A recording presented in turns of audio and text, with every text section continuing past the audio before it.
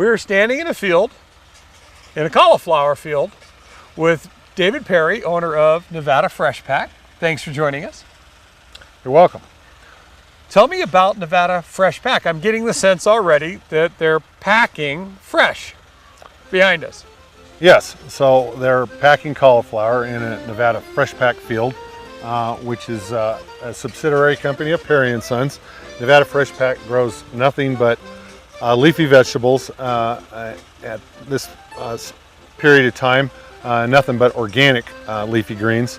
So we are in an organic cauliflower field, and behind us they are packing the cauliflower. All products that Nevada Fresh Pak grows, they are all field packed, whether it's broccoli or cauliflower or iceberg or romaine. And that's what the machine behind us is doing, is fresh packing cauliflower.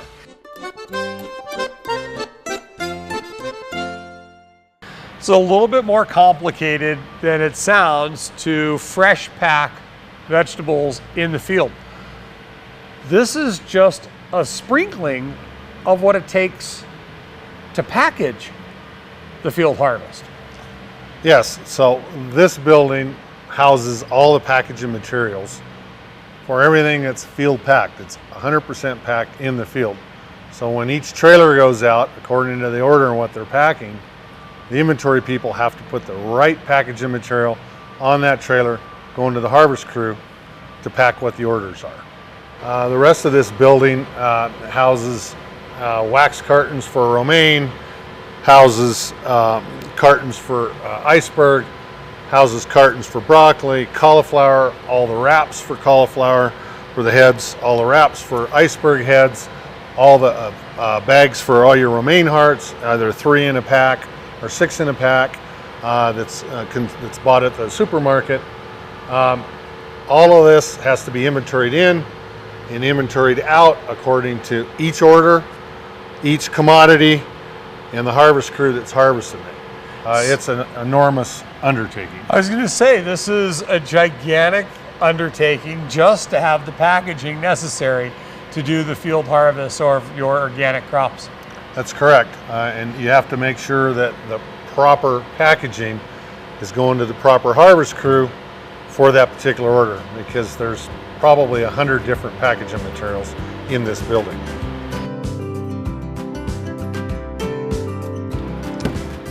They make the box out in the field. They have to put it all together, put the tabs in, close them in the field. It's all done in the field.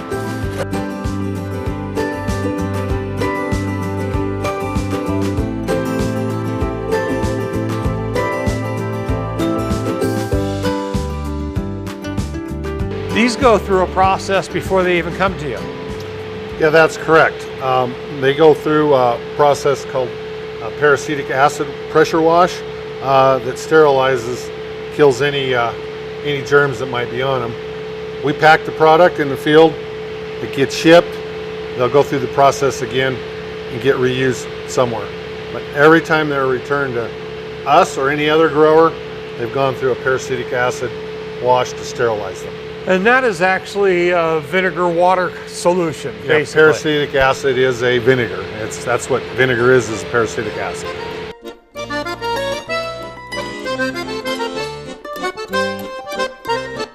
Now, a lot of people claim organic, and yet you can read that in many areas, there's farms close by that their overspray winds up making their farm exposed to pesticides, but that doesn't happen at Peri Sons or at Nevada Fresh Pak. Tell me why. You know, we grow all of our leafy greens in and on our own farms that we control. So we control any pesticide applications all around us. So if there's a conventional field that's within what we're farming, we control how it's sprayed, when it's sprayed, always with ground rig. We use no helicopters, no airplanes. That's generally where you get your drift, as from air application. So we've been able to control that very well because we control the farms. We're not farming one field of organic in amongst a bunch of conventional. It helps that you farm 12,000 acres, so you can really place those organic crops inside of your own control so that you don't get that company next door that's affecting your crops. That's correct. That's exactly how we do it. And also, if our neighbors, they have conventional, we also spray for them with ground rigs like in their alfalfa to reassure that those pesticides don't come in on our crop, because we're controlling when the application, make sure there's no wind, timing's right, etc.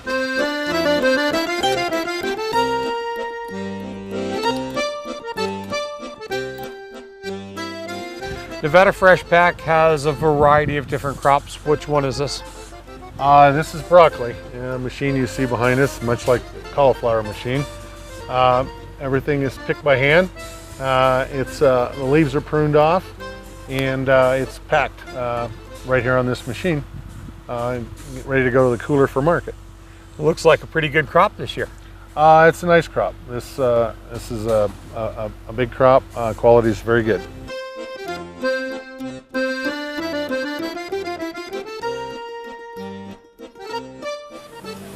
This is a little bit different than the last operation with the cauliflower. Looks like a different sorting method. Well, yeah, the cauliflower is a single head. So one cauliflower head gets one wrap put on it and packed, where broccoli can be wrapped. You can pack single head, double head like they're doing here. You can floret it here. You can put 3 in a bunch if it's smaller. So everything's done here just depending on what the order calls for. And it looks like they wrap them with all of the SKU numbers and everything necessary for checkout all at the same time. Correct. It has barcode and everything on there. So there's harvest date information. Everything's right there. And so you actually match the delivery to the order. That's correct. The order comes from the office, comes out to the field, they pack the orders. Fresh, packed. Every day. Nevada Fresh Pak. Nevada Fresh Pak. Every day. Celery. Yes, sir. Packaged here again on site. What's the bath all about here? That's a peracetic acid and water, 160 parts per million, to wash the dirt off and sterilize the product. And I see a couple of different size bags going on here. So again, to order. Yeah, everything's packed in the field to order. You know, celery is like people. Not all of it grows the same length, so some of it's shorter, it gets packed in a certain pack. Some of it's longer, it's a different pack. All depends what the customers want. But it's like they have a system going here that's a well-oiled machine. They definitely have a system. They all are very good at what they do. They know the different lengths, how to cut it, how to process it, how to pack it. Impressive to watch.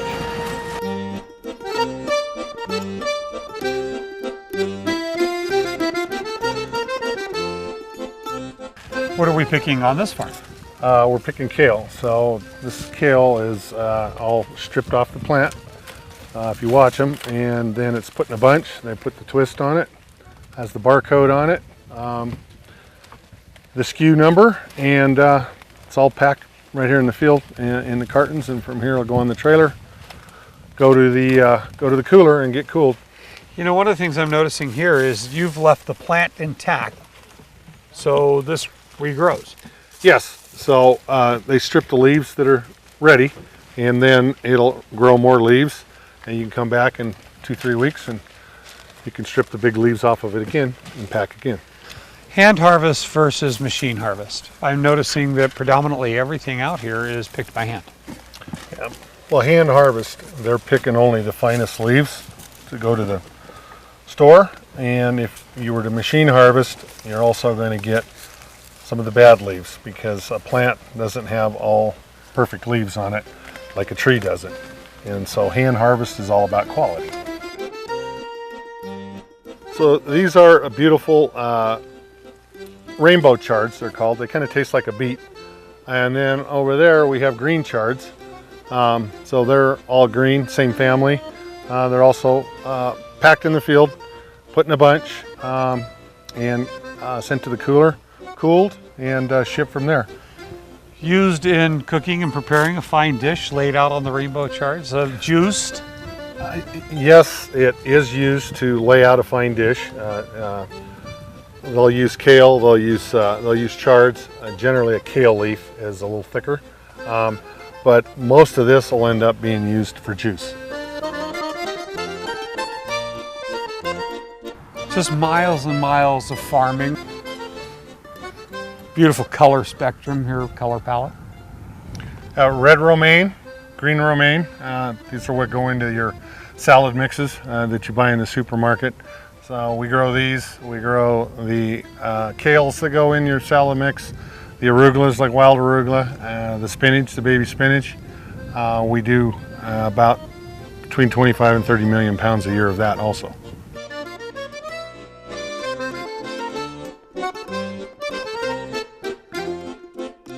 Well, you pack them here in the field, but there's still additional handling necessary before they ever hit the shelf.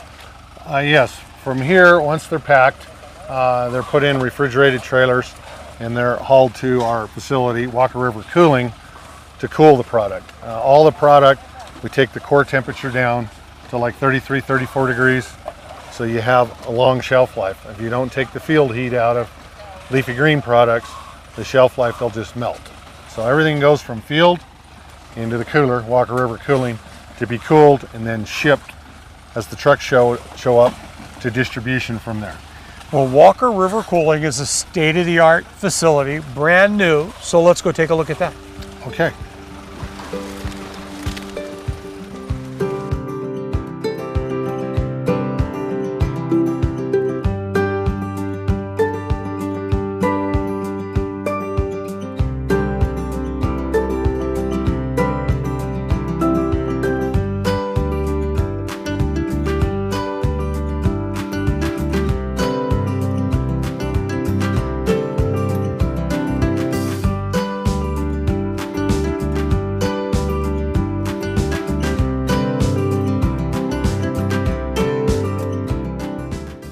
What do we have here behind us? These are called vacuum coolers. Okay, so they're extracting the heat out of the field product when it comes in under a vacuum with ammonia refrigeration to pull the core heat out of all the product. That's what creates shelf life. Once they get all the core heat out, they open up, the product comes out, the product's brought into Walker River Cooling to be kept at 33, 34 degrees. You do not want to break the cold chain. As long as you keep leafy greens cold, you have a long, long shelf life. They don't do well sitting out on your kitchen counter, but they do very well kept in the refrigerator. So that's what we're doing. Pre-cooling, keeping it cold until the trucks arrive to be shipped to destination. Now, the use of ammonia is a rather expensive undertaking. This is a brand new facility, the Walker River Cooling, and a lot of money, but for a purpose for our environment. So explain the difference and how this affects the ozone. Well, ammonia does not deplete ozone. Freon, which is in your air conditioning unit at your house, if it escapes, it can deplete ozone. Where ammonia is more green, it's natural occurring ammonia, does not deplete ozone. So ammonia is the green way to cool things. Packed, brought into the Walker River Cooling facility to go where? Well, go all over the country. Some of this stuff, like this right behind me, is going to Boston, company in Boston, Massachusetts. It's a packer, packs this in clamshells in the bags that you buy in the store, mix up the different mixes. So it goes all over the U.S. Some will get loaded on an airplane and end up in Hawaii. How many pounds, how many truckloads does this facility accommodate throughout a year? We do about 25, 30 semi-loads a day in season. Our season's like about a 21, 22-week season. Should end up moving about 60 million to 65 million pounds through this facility this season.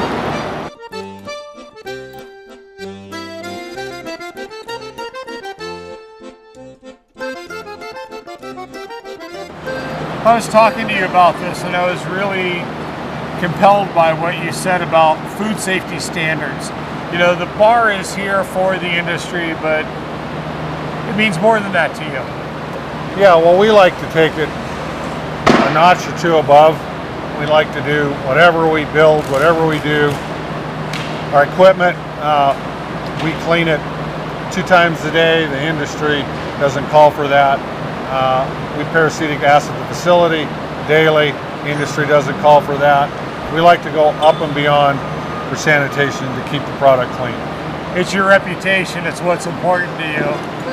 It's all about reputation and doing things right.